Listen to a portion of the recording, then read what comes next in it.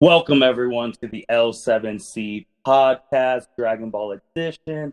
Our Dragon Ball expert Mitch is back with us to talk about Dragon Ball Super Chapter number 64, which just came out Friday, September 18th.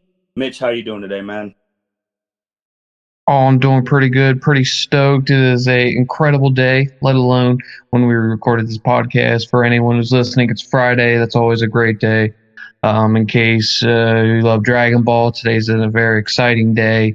If you are like me and you like video games, Super Mario 3D World came out there, so I was able to get a hold of that. Haven't tried it yet because I've been so involved with the Dragon Ball Super, and I'm ready to go. Let's get to it, All man. right, yeah, let's just dive right into it.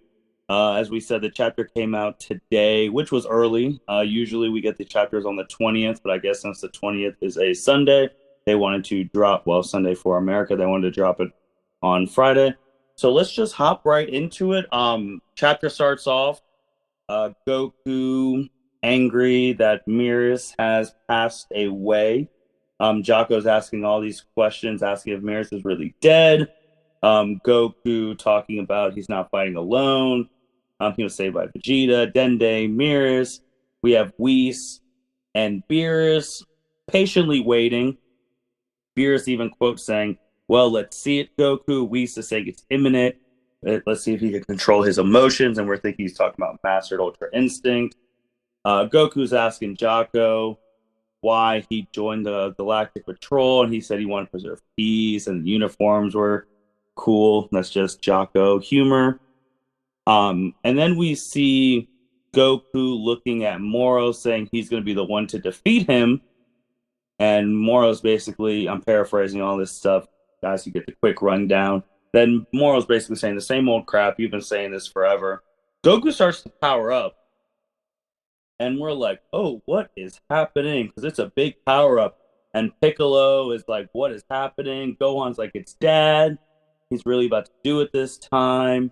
Beerus is there, calm, arms folded, saying, "Seems things are going well." Whis is like, "It appears so. Looks like we're about to go and see Ultra Instinct perfected." But for us in America, we just call it Mastered Ultra Instinct. And then you get this cool shot when he's done powering up of Goku looking up to the sky. His hair's obviously changed, and then he just comes down, and you see the Mastered Ultra Instinct look with the silver hair. And Moro's like, "What is that form?" And then you just have and then Moro tries to blast Goku, saying, "Stay back." Goku just blitzes him. Like it's pretty incredible. Since he's in Mastered Ultra Instinct, Moro can't lay a finger on this guy. And then the next couple of chapters is just Mastered Ultra Instinct thrashing Moro. Like he is just getting obliterated in each panel. And even Beerus is talking about Goku's fine tuning his moves more and more. And Whis is saying, "Indeed, he is." And then it's just, he just keeps going. He's just thrilling Moro. Moro's even asking, he's like, "How are you dodging like this?" And then the funny thing, Goku's just like, not thinking. He's like, "My body's acting on its own and deciding how to dodge," which is why his attacks can't hit him. And then Moro's trying to get more and more pissed. Moro powers up. And even Piccolo's talking about he's charging the full power. It really doesn't matter because Goku is just manhandling Moro, throwing him up in the air. And then he hits him with a punch, which was a pretty cool shot. And that punch is heard around, looks like the planet, maybe even the universe. You see like the shock waves. You see people on Kami's lookout hearing it. You see it in space. And I thought Moro was going to die from that, but he survived. Beerus is giving Goku credit, talking about perfectly done. Whis is talking about Beerus showing him respect.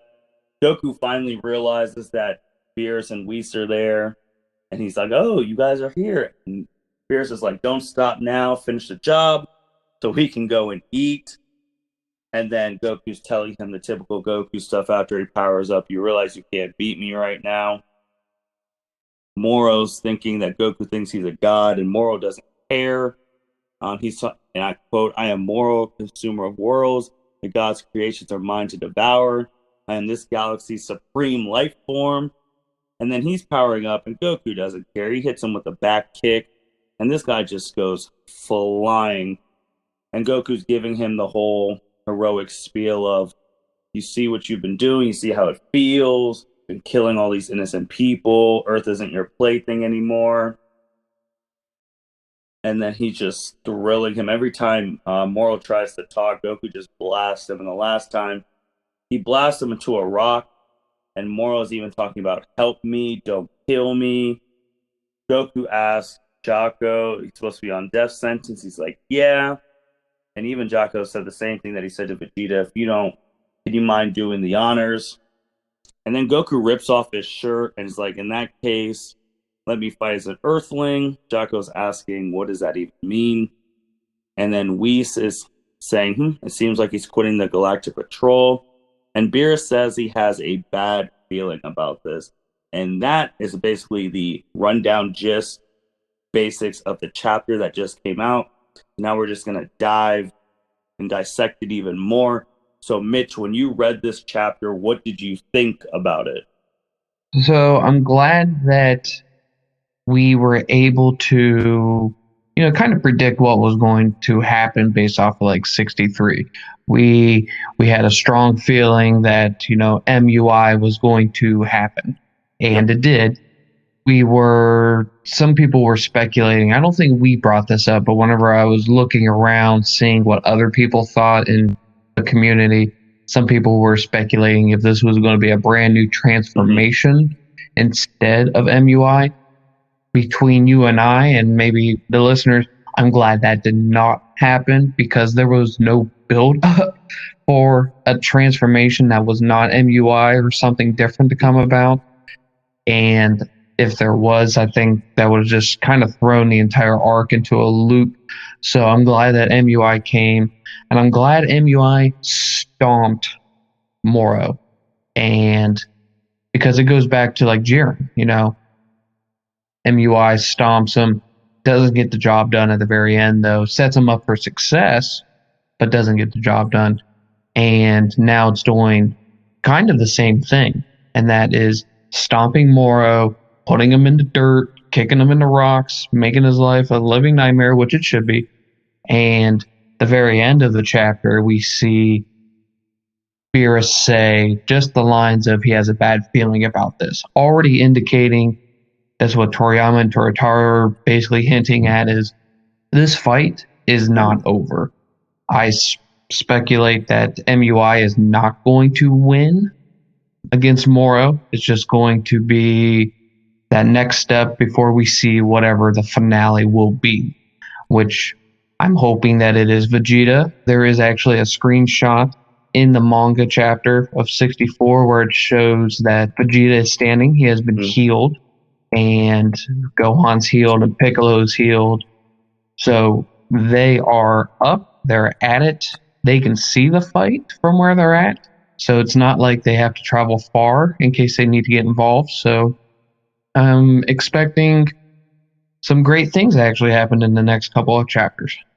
So, yeah, I think the biggest thing that everyone is taking away from this chapter, besides Master Ultra Instinct thrashing Moro, is the last panel with Beerus saying, I've got a bad feeling about this.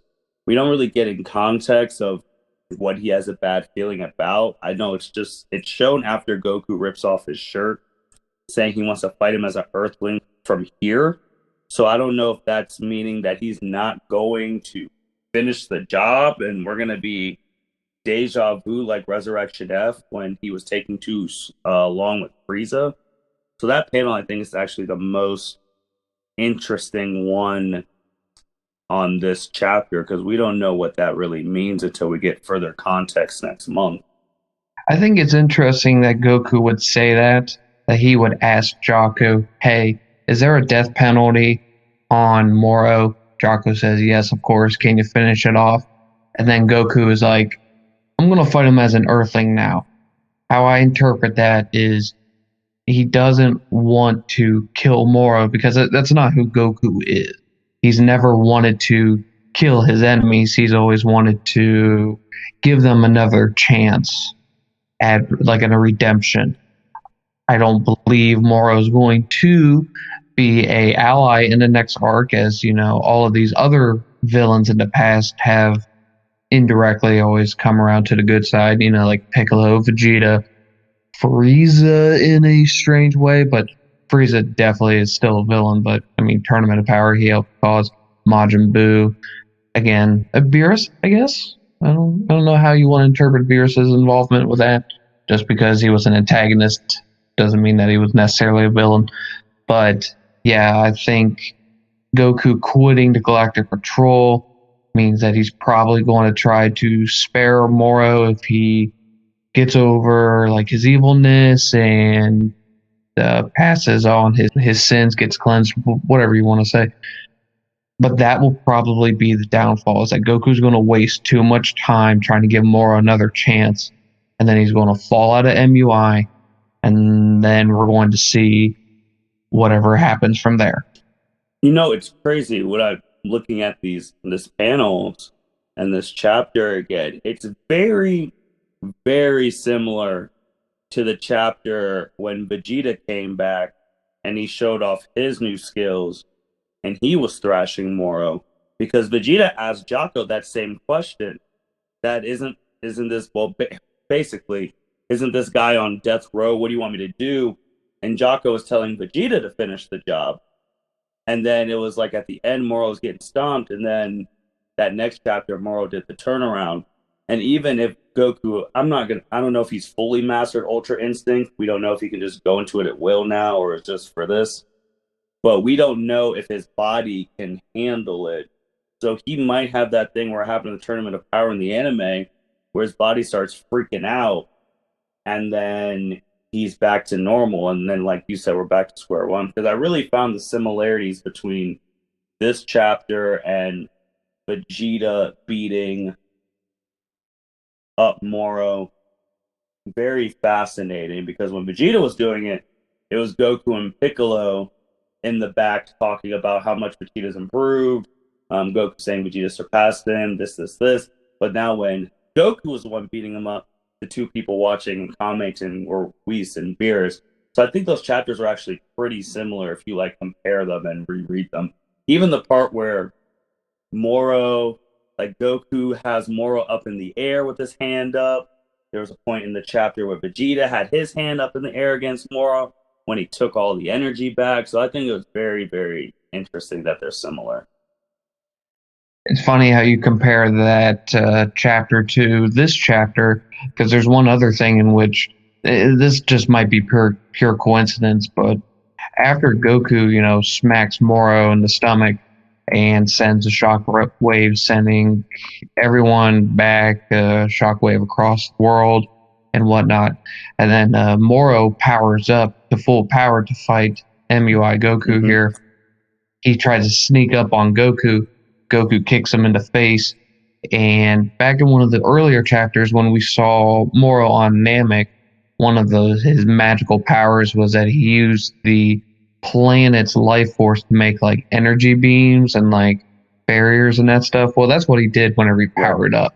And Goku kicks him into one of these beams, and the beam is so strong that, of course, it would damage Moro, but it actually blasts off his left hand in one of the shots.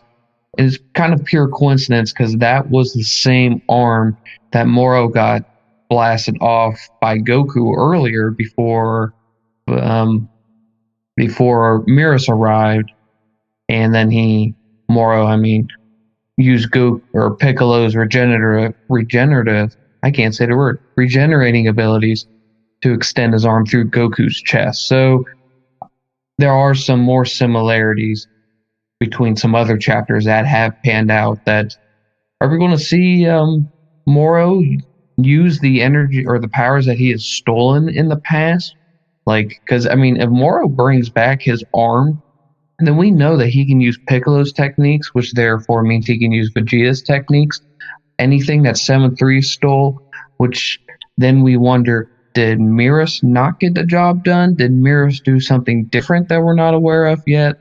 or did Miris's effects just wear off? So that's one thing for us to watch in the next chapter that will come up, and that is, does Moro still have any powers other than the ones that he has and 7-3 has? We still are waiting to see, maybe, does Moro have any other magic? Because when Goku's smacking him around and Moro says, Moro's not backing down. He doesn't fear divine power, he says. He consumes the worlds that gods create. He is the galaxy's supreme life form.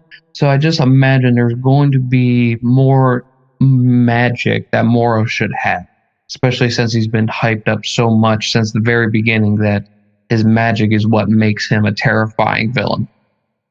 Because all we've seen, technically speaking, from his magic is he is able to absorb the energies of people and the people on the planet, or the planet itself as well.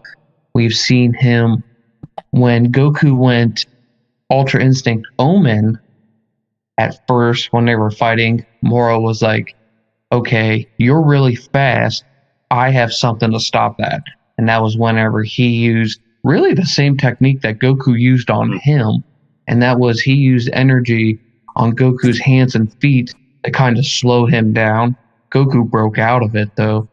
And Goku used that same attack on Moro in this arc before he gave that incredible gut punch. But other than that, unless there's another magic technique that I have missed or I have forgotten, I guess other than at the very beginning when Goku tried to seek out Moro's energy so that he could use instant transmission to get to him, Moro was able to sense that he was being sensed. That's the only 3 things of magic that we have seen from this guy who has been hailed as a magician of, well, everything. You know what I mean? So I'm expecting to see something else from Moro. Yeah, I do too. And with it now being September 18th, 2 months from now, November will be the 2-year anniversary when this arc started. So I don't see this going past November. So I think this is ending at least by November. If Moro's going to pull a rabbit out of his hat next month in October, and then it leads to the final battle in November, I could see that. I just can't see it going past 2 years. What do you think? Do you think it's really getting to the end now and it's going to be over on the 2-year mark, or they're going to go past that? What are you thinking? As I try to ponder what my prediction would be, or maybe like my hopes of how this arc will end, I feel like my prediction is based off of one of the first chapters of this entire arc, and that was that the Dakayo, the Supreme Kai, you know, the one that got absorbed by Majin Buu back in the day, the one that made Majin Buu look like, you know, Fat Buu, and they had to defeat Moro, he had to sacrifice his god powers, his divine energy, to seal away Moro's magic. And then they were able to put him in jail with the Galactic Patrol. To be honest with you, I really don't understand how Moro wasn't able to break out of the Galactic Patrol, because we've seen his strength, period, is amazing. So, but I guess that's, you know, just writer's discretion there. But that is where I think that's how the chapter has to end, is that Goku or Vegeta need to sacrifice their divine energy to stop Moro, at least in terms of concealing his magic, so then they can actually defeat him in full force. Now, with that being said, like what you said, we're in September. That means we have 3 more manga chapters before 2021. And I don't know if they can try to fit in that final plot point in 2 chapters for November to be the last one. So I think maybe they could if they span it across 3 chapters. So then December then would be our very last true chapter in this moral arc. Maybe there's another chapter that kind of or ties up any loose ends, you know, kind of end of the season kind of chapter.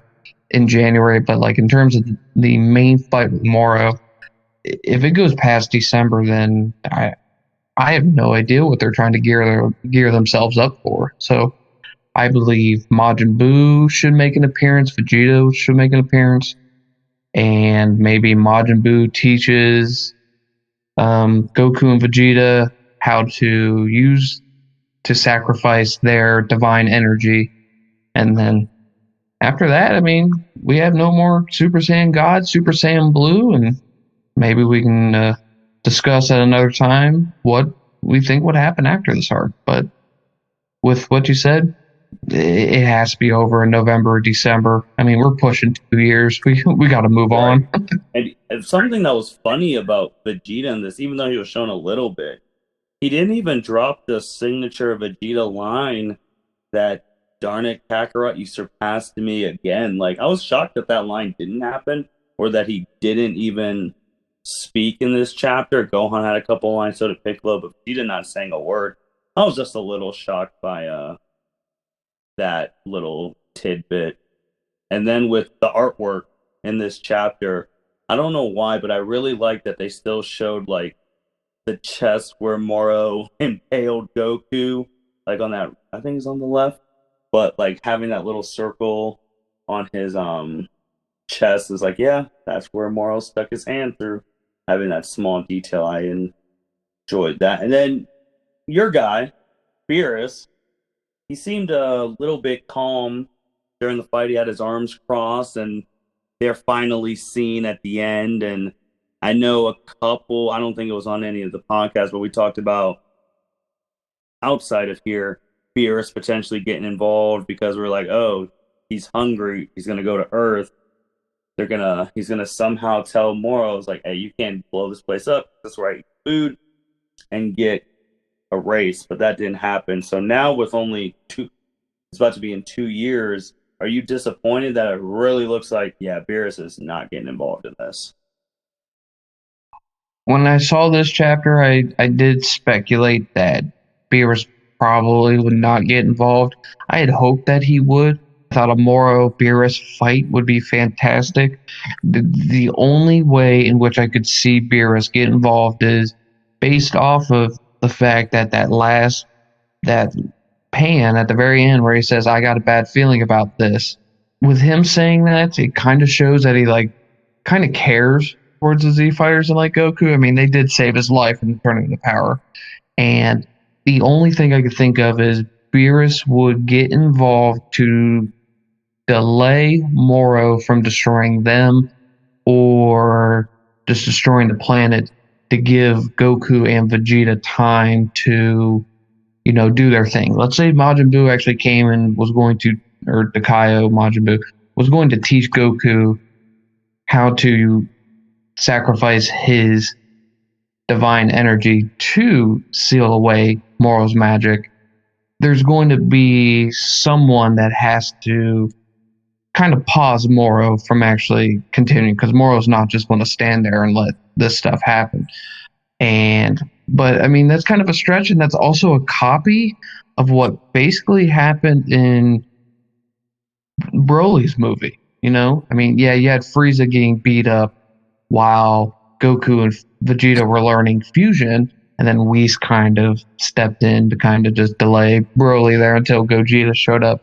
So I don't want them to copy what they just did in the movie, but I mean, that's in my eyes, that's the only thing that could get Beerus involved, like with a plot in mind. He could get involved just because he's like, hey, these people saved my life during the Tournament of Power. I'm going to pay them back and get rid of this guy. And, now we're even.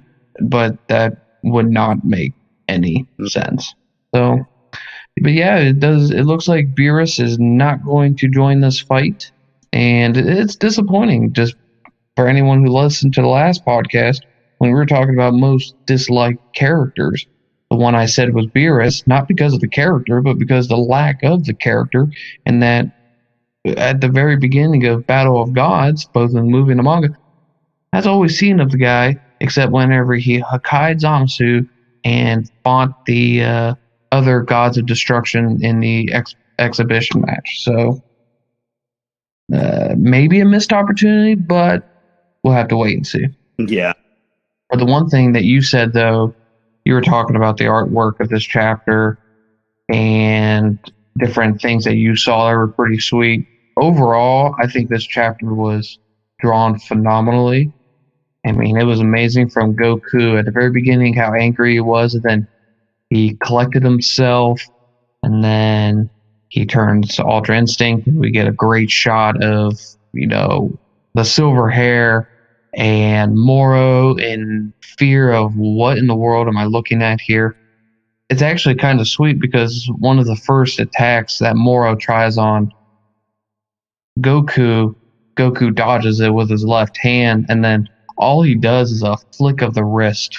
Literally, that's it. Just a flick of the wrist onto Moro's like bicep or tricep, and it sends Chink into the dirt. And it is the most subtle, like, tap, but it just does so much damage, and it just makes Goku that much more impressive, and so much that Beerus is respecting what Goku.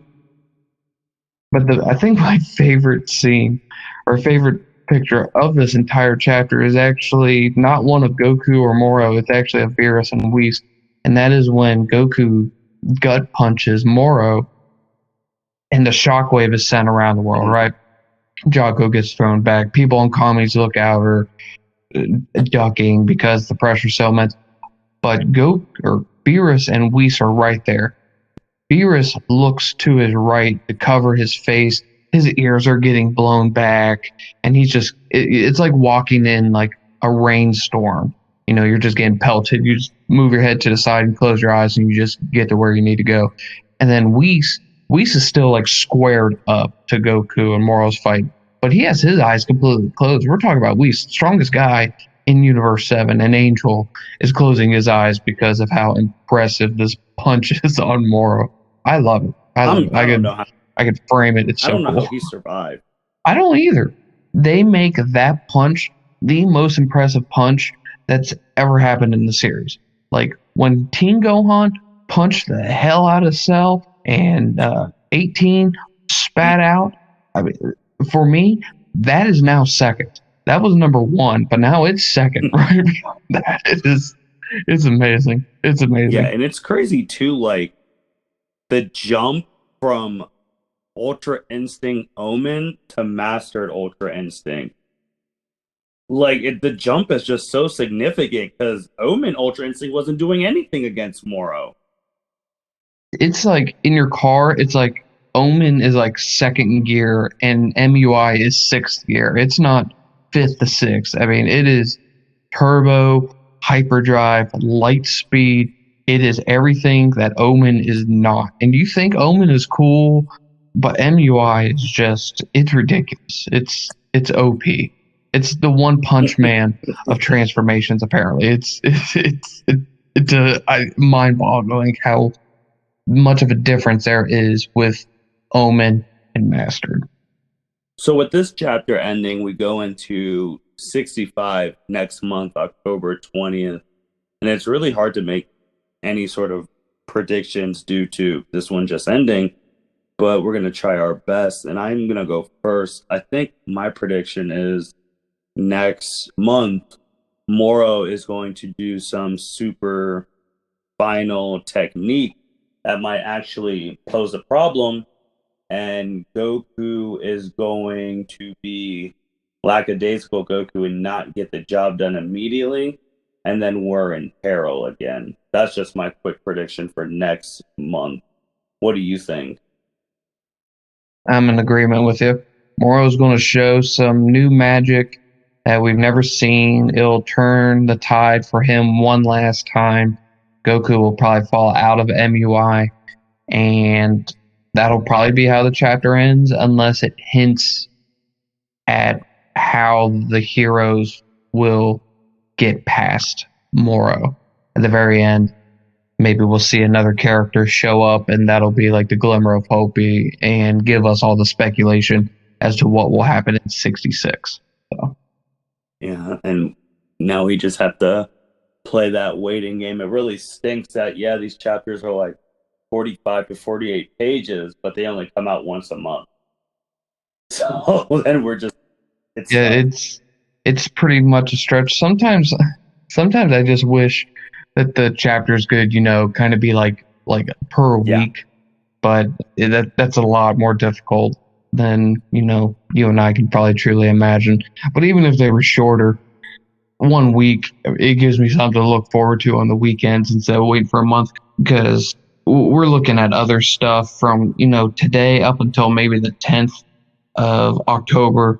We're going to just be looking at other Dragon Ball stuff. We might look and see what's going on with Heroes, which we haven't done any episodes on Heroes No, not yet. yet, and that'll be something to dive into. Or maybe all of a sudden Xenoverse 2 releases more stuff for their season pass, which is it just never stops. And we could talk about that, but yeah, we go for basically 20 days with nothing to really get to talk into because by then everyone has their Yeah. predictions and everyone has their thoughts, their reviews out, and we're just waiting. So yeah, it's kind of a bummer. Yeah. And with the people who do listen and you guys who are into Dragon Ball, we've been seeing the love you've been giving our Dragon Ball episodes, and we support and we love that. And we thank you all for that. So we know there's an appetite for Dragon Ball stuff. So we're not just going to disappear from you guys and come back 20 something days from now with our preview. We're going to try and come in before our preview episode with some other Dragon Ball topics. Mitch has already stated we haven't talked about Heroes and Heroes' place in Dragon Ball because I think it's a very interesting place how that show has everything canon, but it gets the least amount of effort and work. So we're definitely going to need to talk about that. And then obviously, we'll have our predictions for 65 when it gets closer, and then we'll have our review. Sounds like a plan then. So thank you everybody who tunes in and listens to our Dragon Ball podcast. Truly appreciate it. If you guys get a moment and you guys want to listen to some other content, there's some other fantastic shows in which Martin is putting on. You can listen to NBA news with Evan. There's a Power Rangers review in which Martin does with Cedric and Byron. And in case you guys are into that, if you guys listen to that, give it a thumbs up and all the other love. Because then if we discover that more people are interested in that as well, there's plenty of content on Power Ranger stuff. But anything for that matter, we can get into other animes, other mangas, other shows in general. And yep, the door is only cracked, and before you know it, we might just slam it open and have a whole bunch more stuff for you. Yeah, and we put out content pretty frequently. We've been almost putting out close to 4 episodes a week, so that there's always something for somebody to listen to. We don't really want to stick to one topic. We want to have the doors open for anyone. If you like Dragon Ball, we have episodes for you. If you like wrestling, sports, anything, we got the episodes for you, just like Mitch said. Saturday, September 19th is Batman Day. So actually, I'm not going to be the typical questionnaire moderator on the podcast. I'm actually going to be the featured person, and someone else is going to be moderating and asking me a whole bunch of Batman questions since it's Batman Day on the 19th. So that episode will be out later in the week. So definitely check that out. And if you want to ask us questions, comment on any of these stations you listen to podcasts, email us at the level 7 crew L7C at gmail.com. Comment on our YouTube videos. We upload the podcast to YouTube as well. We even have a fan who wants to know our top 10 Dragon Ball characters in all arcs. So I'm assuming they mean our top 10 Dragon Ball characters of all time, ranging from Dragon Ball, Dragon Ball Z, Dragon Ball GT, Dragon Ball Super, and we'll even throw in Heroes. So that is a fan question we did get, Mitch. Will do. I like how that it was mentioned across all arcs because Dragon Ball doesn't get enough love. So I'll need to brush up on Dragon Ball because there was a lot of content back then, and Dragon Ball was so good. So yeah, I think that is a fantastic question. Thank you for the fan. I'll say fan for recommending that, and that's just more content. And if anyone has something that they just want to get our opinion on, give it or just ask it. We'll be more than happy to tackle it. It, of course, gives us something to talk about. And then don't forget to give your opinions on this stuff too, because we want to hear what you have to say. Because maybe I missed something, maybe I'm not thinking of something, and you might just enlighten me, and I would truly appreciate it. And maybe we can have a more open discussion on that. So thank you, and hopefully hear from you guys too. Oh yeah, it's a great time just to be talking Dragon Ball with you guys and just with Mitch. We used to do this all the time when we were living together, and now for the world to actually hear our opinions on the subject, it's just a really great thing to always look forward to every couple of weeks. Do you have anything else, Mitch, before we sign out for today? No, nothing more than that. Hopefully everyone is taking care of being safe, and throw a like down for the podcast and the channel. Everything that you do for us helps us out tremendously, and also gives us a chuckle whenever we're looking and we see even one view and we're just like, this is amazing. So, but we've had plenty of views, and we're just already extremely humble and thankful for everything that you guys do for us. Thank you again. And with that being said, thank you everyone for listening to this episode of the L7C podcast. We'll be talking to you guys soon. Take care. Have a good night, everyone. Thank you for listening to this episode of the L7C podcast. Be sure to like, rate, review, and subscribe to the channel. Follow us on all social media platforms, and we'll be talking to you guys soon. Take care.